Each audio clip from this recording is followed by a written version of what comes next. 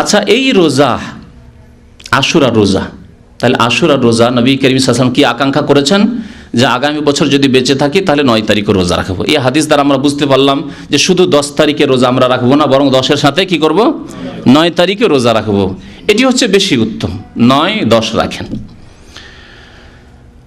আর আরেকটি হাদিস রয়েছে, যদি কেউ 9 তারিখে না রাখতে পারে কোনো অসুবিধার কারণে, তাহলে 10-11 রেখে নিতে পারে। তাতে রয়েছে যে তোমরা ইহুদিদের বিরোধিতা করো, সুমু ইয়াওমান কাবলাহ আও ইয়াওমান বাদা, তার একদিন আগে রোজা রাখো, 10 তারিখের একদিন আগে রোজা রাখো অথবা একদিন পরে রোজা রাখো। তো এইরকমও যদি কেউ করে তবুও বিরোধিতা হয়ে যাবে ইহুদিদের। ইহুদিদের বিরোধিতার আরেকটি দিক রয়েছে,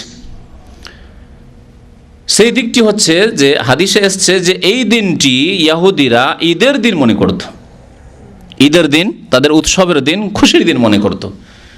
ইসলামী বিধান হচ্ছে ঈদের দিনে রোজা রাখা জায়েজ না জায়েজ? না জায়েজ, হারাম। নবী করিম সাল্লাল্লাহু আলাইহি ওয়াসাল্লাম নিষেধ করেছেন। ঈদুল ফিতর, ঈদুল আজহা, এই দিনে রোজা রাখা উম্মতে মুসলিমার জন্য হারাম। কাজা রোজা হইলেও রাখতে পারবেন না আপনি।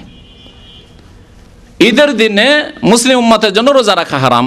ইহুদিরা এই দিনগুলিকে ঈদের দিন মনে করে, তাহলে আরেকটি দিক দিয়ে আমরা বিরোধিতা করলাম তাদের, যে ঈদ মনে করলাম না, কারণ আমাদের ঈদের দিন হলে আমরা রোজা রাখতাম না, আমরা রোজা রাখলাম, আশুরার দিনে রোজা রাখলাম, এইভাবে বিরোধিতা হইল। দুইটি রোজা রাখার মাধ্যমে ইহুদিদের বিরোধিতা হইল, আর রোজা রাখার মাধ্যমে বিরোধিতা হইল। তারা এই দিনে রোজা রাখে আবার ঈদও মনে করে, আমরা রোজা রাখি তার মানে ঈদ মনে করি না, এইভাবেও তাদের বিরোধিতা করলাম।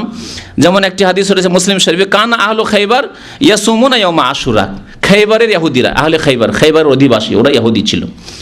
খাইবারের যুদ্ধের পরে তাদের সাথে সেখানে সন্ধি করা হয়েছিল। তারপর ওমর রাদিয়াল্লাহু তাআলা জামানায় তারা যখন আরও বদমাইশি করা শুরু করলো, কারণ এদের চরিত্র হচ্ছে বদমাইশি করা, অশান্তি সৃষ্টি করা, যেখানে থাকবে তারা অশান্তি সৃষ্টি করবে, শান্তির সাথে অন্যদের সাথে বসবাস করবে না। এরা ইহুদিদের খুব প্রাচীন চরিত্র। তখন তাদেরকে সেখান থেকে তাড়িয়ে দেওয়া হয়েছিল শাম দেশের দিকে, ওমর রাদিয়াল্লাহু তাআলার খেলাফতের জামানায়। তো এই আশুরা রোজা তারা রাখতো, ইয়াত্তাখিজুনাহু ঈদান, এই দিনকে তারা ঈদ মনে করত, ঈদ হিসাবে পালন করত। ওয়ায়ুলবিসুনা নিসাআহুম ফি হুলিয়াহুম ওয়া শারাতাহুম, তারা তাদের মেয়েদেরকে, স্ত্রীদেরকে, মানে মহিলাদেরকে তারা ভালো ভালো অলংকার, চুড়ি এসব পরাতো। ফাকালা রাসূলুল্লাহ সাল্লাল্লাহু আলাইহি ওয়াসাল্লাম ফাসুমুহু আনতুম, তোমরা রোজা রাখো, তোমরা রোজা রাখো। তাহলে এই হাদিস দ্বারা বোঝা গেল রোজা রাখার মাধ্যমে নবী সাল্লাল্লাহু আলাইহি ওয়াসাল্লাম কি করতে বললেন, তাদের বিরোধিতা করতে বললেন।